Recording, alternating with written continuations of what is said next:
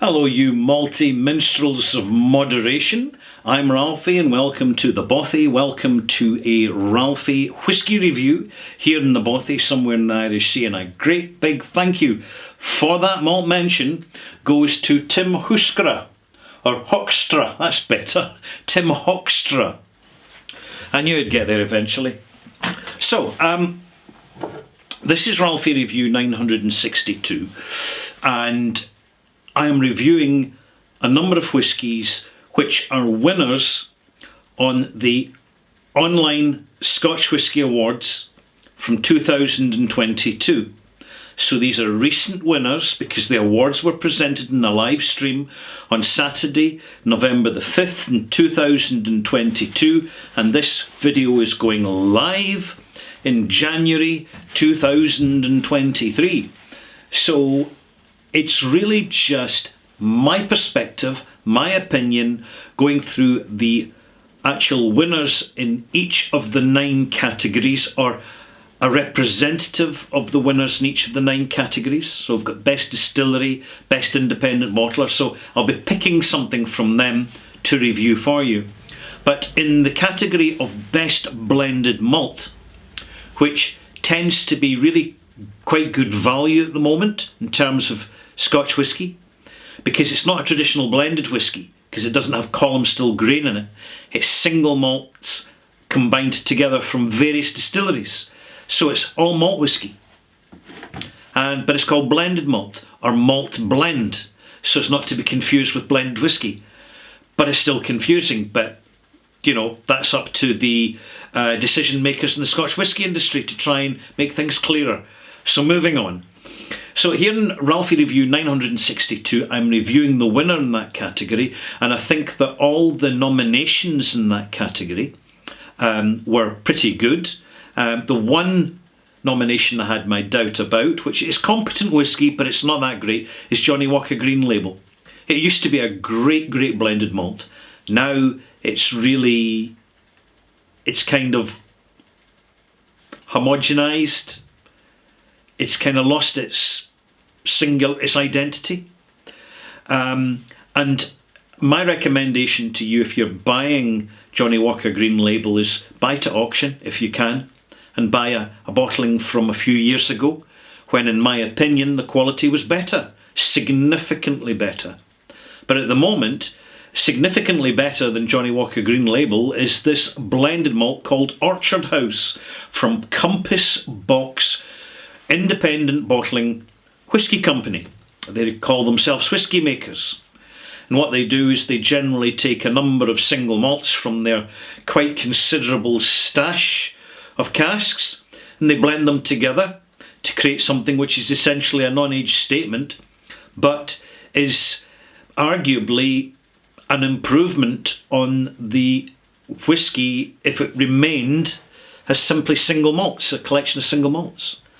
So it's quite an art, quite a skill to blending whiskies together. But with malts, you see, when you're blending them on their own, it's even trickier, because you're not just trying to balance out flavours.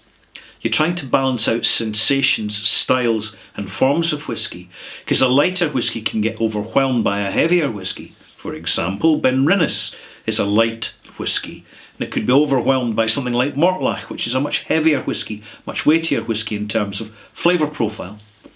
But in this instance, Orchard House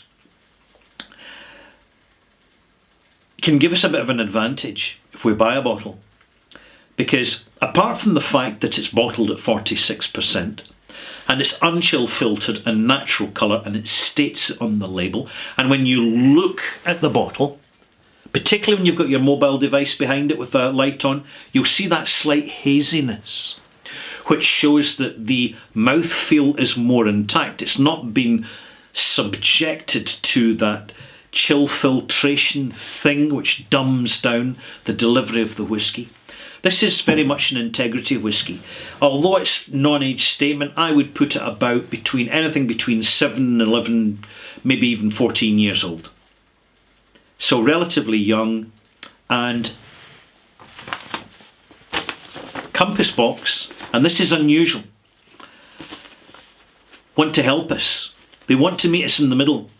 They're not a company that just bombs you with take it or leave it marketing, conventional marketing, fairly boring marketing.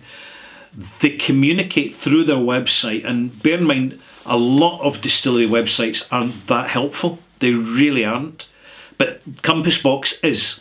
It gives you a downloadable file that gives you a profile of the different batches of Orchard House. So Orchard House is more than one batch, and it starts by saying fruit forward and spirit driven. So they're immediately telling you, don't expect a whole load of age here. It's spirit driven, so you've got the signature, the characteristics of the pot stills, of the whiskies involved in this mix. And it's fruit forward, so that the dominant personality coming from the collection of the contributing single malts is of fruit. And then it goes on to state all malt and quite the all-rounder. Orchard House features some of Scotland's fruitiest whiskies, fragrant sipper with light oak influence, perfect for the home bar. Then they give you quite a reasonable flavour profile, and then a few serving recommendations, the only one of which I feel is useful is to serve it before a meal as an aperitif. Instead of a vermouth, or even you could mix it with a vermouth and it would work quite well. So on this label, and it's quite a theatrical label, so the money that they're not spending in fancy boxes, they put into the label because it's significantly cheaper, and they use it to actually give you a pictograph of what the whiskey's going to taste like. And again, this is something that so many distilleries, they don't even think about. So Compass Boxes are way ahead of most of the competitors. And I'm talking about official bottlings as well, which are too many of them are so much style over substance, and distractive in the presentation. But here you have green, a little bit of yellow, so you're talking fresh fruit here, green fruit, fresh fruit, pears, apples, bit of lemon, some different types of apples, some rose, some black currants, a little bit of rose hip there, and something that looks a bit like a strawberry, but I'm not quite sure. But on the back of the bottle, it gives you some useful descriptions, which you find useful as a point of reference, but also importantly, a nice, clear, unambiguous batch number. And that's significant when the majority of distillers are trying to hide their batch numbers by printing them in tiny little virtually invisible letterings onto the glass where there's no way you can see it unless you've got a steampunker. But nowadays we want to know about batches, because batches vary. Some batches vary significantly. And occasionally some batches are just rank rotten and very poor ambassadors for the single malt distilleries they claim to be representing, and we need to be aware of that because we need to avoid them. Now there's two primary batches of this. I think they're on to a third now. But this batch is 18/1/22, which is the date that I suspect that they signed off in this batch, 18th of January in 2022.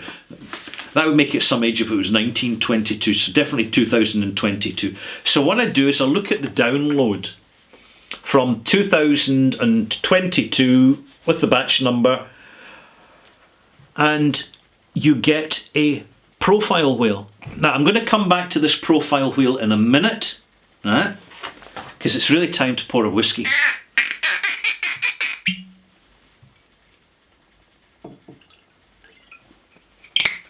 Not a lot, don't need a lot. It's all about quality, not quantity. A gentle roll round the glass to increase the surface area of liquid, right? Chase the alcohol out. I don't cup it like a brandy balloon, but I do have a couple of fingers round the side of the glass just to warm it slightly and moderately. Then I'll put my nose to it, nosing from here right into the centre of the glass. Back out again. So what do I get? Something that's virtually unpeated. Now I know there's a touch of peat in it. Just a touch, because the profile wheel that the distillery provide through their website at compassboxwhiskey.com tells me so. So I'm getting useful information here as a point of reference.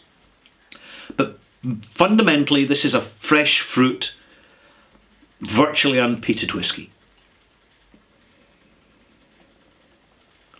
It's quite heavy flavoured. There's some kind of toffee and malty notes in there. But it's primarily kind of, I would call it fresh fruit, apples and pears. Very much apples and pears. Mixed apples and pears. Some fresh, some lightly poached, some conserve notes. So we've got the flavour range in there. Taste. Astringent. It's not sweet. It's a little bit of fructose sweetness in there, but it's the sour and bitter that first meets you. The sensation, sour and bitter. So this needs just a little bit of time to settle down. And in the meantime, complex, light, energetic, light, fragrant, fresh, fruity and aromatic, zingy and zesty, I would call it as well. So a little bit of rind citrus in there. I'm adding just a drop of water, quarter of a teaspoon, so say just under 2 millilitres.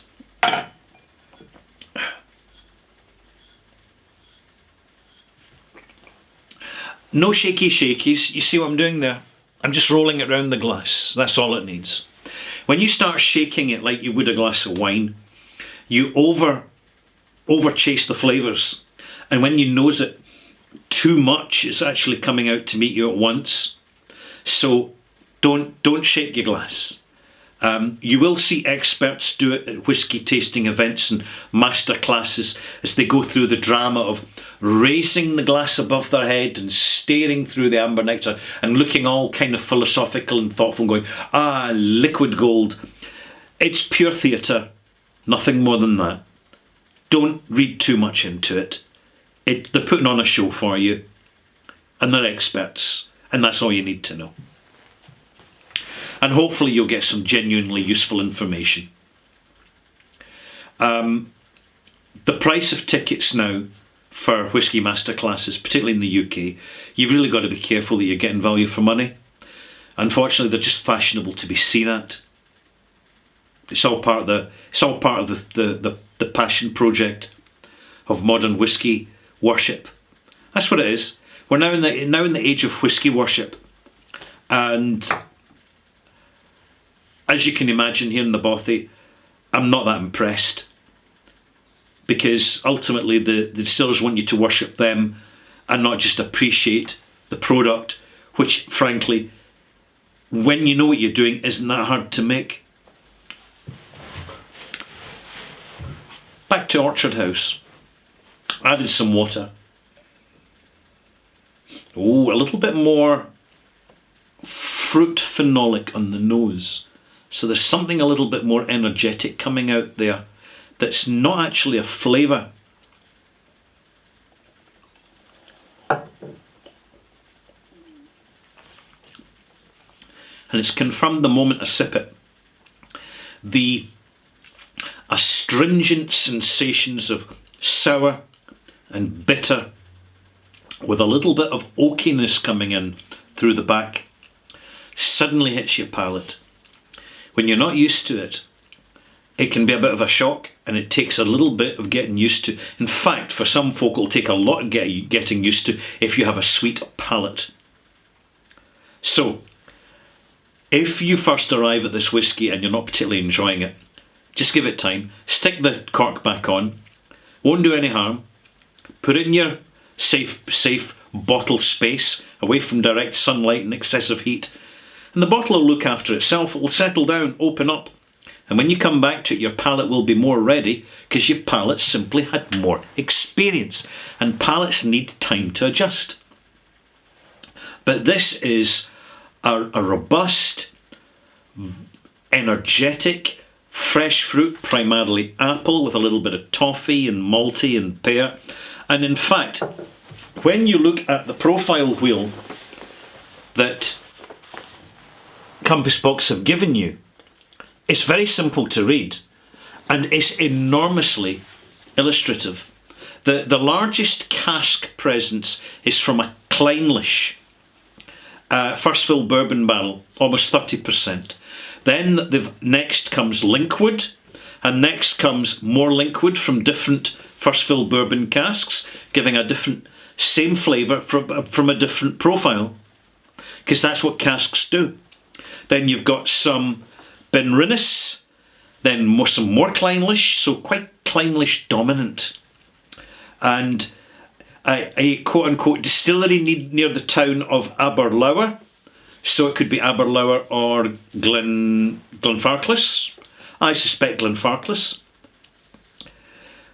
And then you've got a wee drop of Caol Ila in it, making up only 2.4%.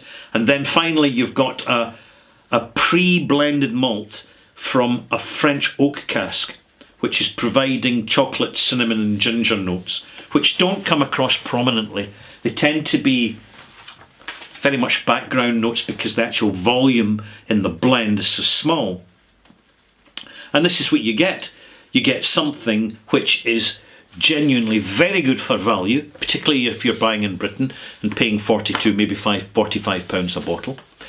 The quality of information you're getting from the producers really is stand out.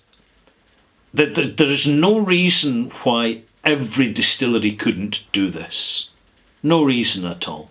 It's not rocket science. It's not hugely complicated. Simple presentation. Here are the barrels.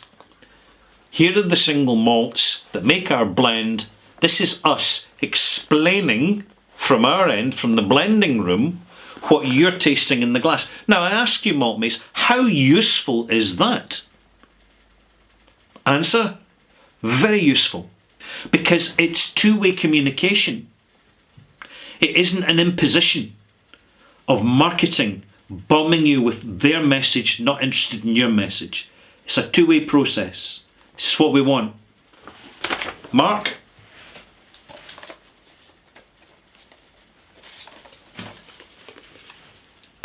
$84 out of 100.